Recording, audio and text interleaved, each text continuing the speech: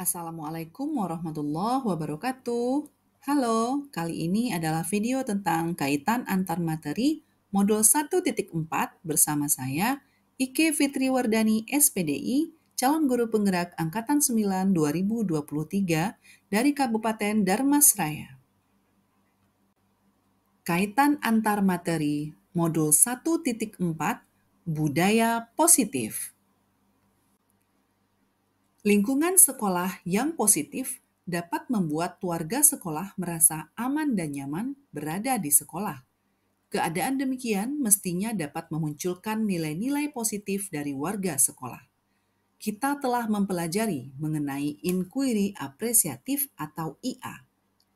IA merupakan pendekatan manajemen perubahan yang kolaboratif dan berbasis kekuatan positif.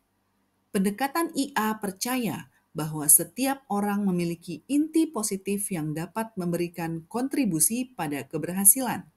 Dengan demikian, budaya positif di sekolah akan mendukung tercapainya visi sekolah. Visi yang sesuai dengan filosofi pendidikan nasional Ki Hajar Dewantara, yaitu untuk berpihak kepada murid, memerdekakan murid, mendorong terciptanya merdeka belajar, dan membentuk profil pelajar Pancasila.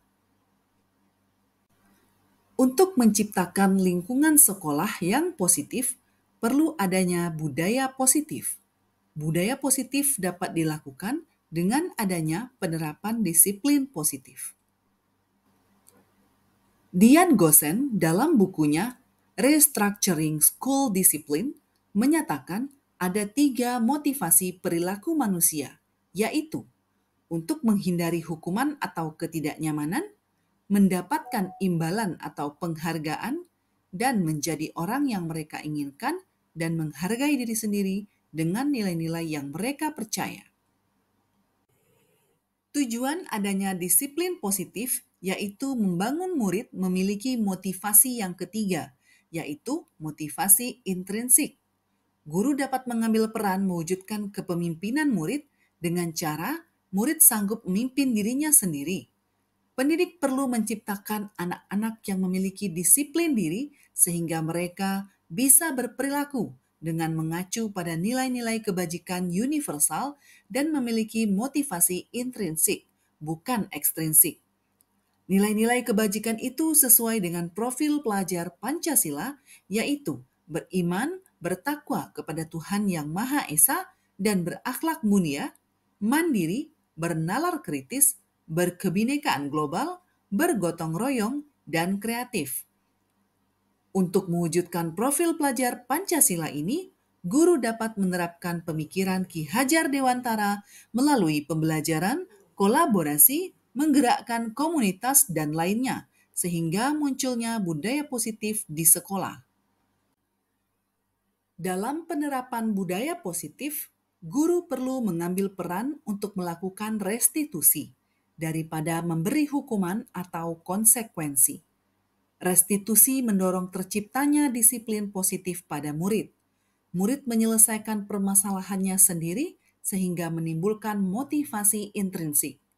Gosen juga menyatakan bahwa restitusi mengembalikan murid kepada kelompoknya dengan karakter yang lebih kuat. Dalam melakukan restitusi, guru dapat melakukan 5 posisi kontrol, yaitu pemberi hukuman, pembuat rasa bersalah, teman, pemantau, dan manajer. Di antara kelima posisi tersebut, guru diharapkan mengambil posisi manajer. Posisi manajer adalah posisi di mana guru berbuat sesuatu bersama dengan murid, mempersilahkan murid mempertanggungjawabkan perilakunya, mendukung murid agar dapat menemukan solusi atas permasalahannya sendiri. Manajer tidak mengatur perilaku seseorang, namun membimbing murid mengatur dirinya sendiri. Posisi manajer sesuai dengan visi guru penggerak yang sejalan dengan pemikiran Ki Hajar Dewantara, yaitu untuk menuntun segala kekuatan kodrat anak untuk mencapai keselamatan dan kebahagiaan setinggi-tingginya demi terciptanya student well-being. Peran manajer juga memunculkan nilai-nilai guru seperti kemandirian, inovasi, kolaborasi, kreativitas, dan berpihak pada murid. Guru dengan kualitas manajerial berarti dapat menerapkan nilai-nilai dan peran guru yang baik di kelas, sekolah, dan masyarakat. Proses restitusi dapat dilakukan dengan segitiga restitusi, yaitu menstabilkan identitas, validasi tindakan yang salah, dan menanyakan keyakinan. Keyakinan yang dimaksud adalah keyakinan kelas. Guru dan murid menyusun dan menyepakati keyakinan kelas. Guru memainkan peran pendorong kolaborasi untuk menyusunnya.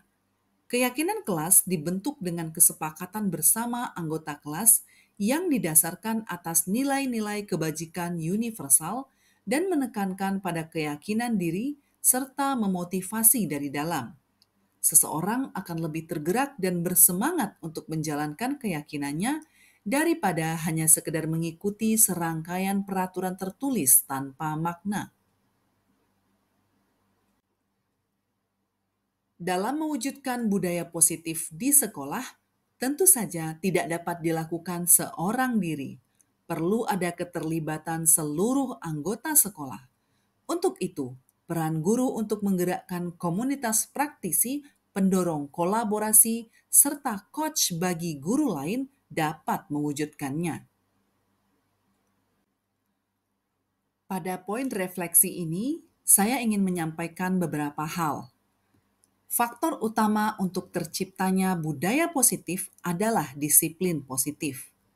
Disiplin berasal dari bahasa Latin disciplina yang artinya belajar. Belajar dapat berarti mengalami perubahan.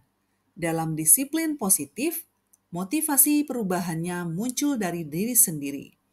Orang lain dapat memberikan stimulus atau respon, namun sejatinya yang memiliki kontrol atau kuasa adalah diri sendiri. Motivasi yang benar bukan dikarenakan menghindari rasa tidak nyaman atau hukuman, atau untuk menerima imbalan atau penghargaan dari orang lain. Motivasi yang memunculkan disiplin positif adalah motivasi untuk menjadi orang yang diinginkan dan menghargai diri sendiri dengan nilai-nilai yang diyakini. Kemudian motivasi karena hukuman dan penghargaan itu hanya bersifat eksternal dan dapat mengganggu proses pendidikan murid. Hukuman dapat membuat murid menjadi tidak nyaman dan takut, sementara penghargaan hanya memunculkan motivasi yang bersifat sementara. Hal yang menarik ketika mempelajari materi ini adalah mengenai penghargaan. Saya perlu lebih bijaksana dalam menggunakan penghargaan berupa poin keaktifan kepada murid di kelas. Ada 5 posisi kontrol guru yang dipelajari, yaitu pemberi hukuman, pembuat rasa bersalah, teman, pemantau, dan manajer. Untuk menerapkan disiplin positif, guru perlu menerapkan peran manajer. Peran manajer mengingatkan murid pada keyakinan kelas yang telah disepakati bersama. Proses pembentukan keyakinan kelas dilakukan oleh murid dibimbing oleh guru. Keyakinan kelas dapat ditempelkan di ruang kelas sehingga mengingat bersama. Saat saya merefleksikan diri saya, sejauh ini saya masih cenderung pada level teman atau pemantau. Saya perlu berlatih dan berusaha untuk belajar menerapkan peran manajer. Masalah yang terjadi pada murid dapat disebabkan karena tidak terpenuhinya kebutuhan dasarnya. Kebutuhan dasar manusia yaitu kebutuhan untuk bertahan hidup atau survival, kasih sayang dan rasa diterima atau love and belonging, kebebasan atau freedom, kesenangan atau fun, dan penguasaan atau power. Dengan memahami kebutuhan dasar yang dibutuhkan murid ketika masalah terjadi, penanganan terhadap suatu kasus akan menjadi lebih maksimal dan bermakna. Dalam penanganan murid, guru sebaiknya menghindari tindakan hukuman atau konsekuensi. Guru dapat mengambil langkah restitusi. Restitusi adalah proses menciptakan kondisi bagi murid untuk memperbaiki kesalahan mereka. sehingga mereka bisa kembali pada kelompok mereka dengan karakter yang lebih kuat. Restitusi bukan untuk menebus kesalahan, namun untuk belajar dari kesalahan. Restitusi memperbaiki hubungan. Restitusi adalah tawaran, bukan paksaan. Restitusi menuntun untuk melihat ke dalam diri.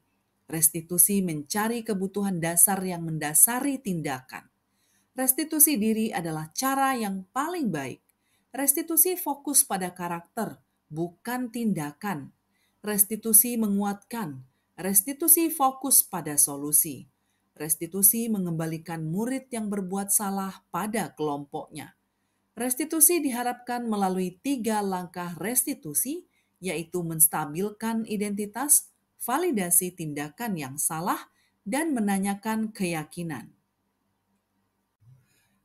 Nah, saya akan berbagi mengenai perubahan yang saya alami. Setelah mempelajari modul ini, saya belajar untuk memunculkan motivasi intrinsik murid ketika saya mengajar di kelas.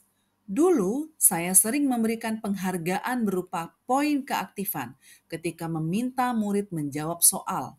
Kali ini, saya mencoba memberi pengertian hal yang didapat siswa ketika mau menjawab pertanyaan saya, sehingga motivasi mereka menjawab bukan lagi poin, namun dikarenakan mereka yang mendapatkan pengalaman belajar dan percaya diri. Perubahan berikutnya adalah dalam penanganan masalah murid. Saya belajar untuk membimbing murid menemukan solusi atas permasalahan mereka sendiri. Berikutnya, pengalaman, perasaan, dan hal yang perlu diperbaiki. Pengalaman yang saya alami yaitu ketika menerapkan proses segitiga restitusi. Narasi yang saya tuliskan dalam tugas video praktik segitiga restitusi tersebut memang benar-benar masalah yang terjadi dan saya tangani. Ketika melakukan hal tersebut, ada rasa senang yang saya rasakan karena dapat membimbing murid untuk menyelesaikan masalahnya sendiri. Jika semua murid dapat belajar untuk menyelesaikan masalahnya sendiri, maka dia sedang belajar untuk bertanggung jawab terhadap hidupnya. Saya perlu belajar untuk lebih luas dalam menerapkan posisi sebagai manajer. Pengalaman lain yang saya alami adalah saat saya tidak lagi memberikan penghargaan berupa poin keaktifan, murid cenderung tidak banyak yang bertanya. Saya menyadari bahwa cara yang saya lakukan dalam memberikan penghargaan tersebut kurang tepat, karena motivasi yang muncul adalah motivasi eksternal. Saat awal saya mencoba memberi pemahaman dengan memunculkan motivasi intrinsik, ada sebagian murid yang mulai menjawab pertanyaan yang saya sampaikan. Saya berharap mereka dapat terus memiliki motivasi intrinsik untuk menjadi pembelajar sepanjang hayat. Sebelum mempelajari modul ini, saya cenderung dalam posisi kontrol teman. Perasaan saya saat itu adalah ingin menjadi teman bagi murid dan menerapkan kasih sayang kepada mereka. Saya berpikir dengan menjadi teman, saya dapat memahami mereka lebih jauh. Namun hal itu justru tidak tepat. Posisi teman akan membuat murid memiliki ketergantungan kepada saya dan tidak mandiri. Setelah belajar modul ini, saya mempraktikkan untuk menjadi manajer. Saya lebih sering meminta murid memikirkan cara untuk menyelesaikan masalahnya sendiri. Sebelum mempelajari modul ini, secara tidak langsung, sebenarnya saya sudah menerapkannya, yaitu pada tahap menstabilkan emosi dan validasi masalah. Hanya saja pada tahap akhir, saya cenderung pemberi solusi. Ketika ada masalah yang terjadi, saya biasanya memanggil murid tersebut secara pribadi untuk saya ajak bicara dan menggali masalah yang dialaminya. Setelah belajar modul ini, saya berusaha menerapkan langkah terakhir, yaitu menanyakan keyakinan kelas dan memunculkan motivasi intrinsik. Hal lain yang perlu dipelajari adalah perlu adanya kolaborasi dalam menciptakan budaya positif di sekolah, karena budaya positif ini tidak dapat dilakukan sendirian.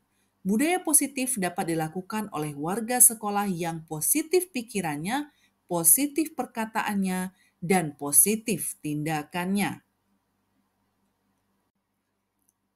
Demikianlah koneksi antar materi modul 1.4 Budaya Positif.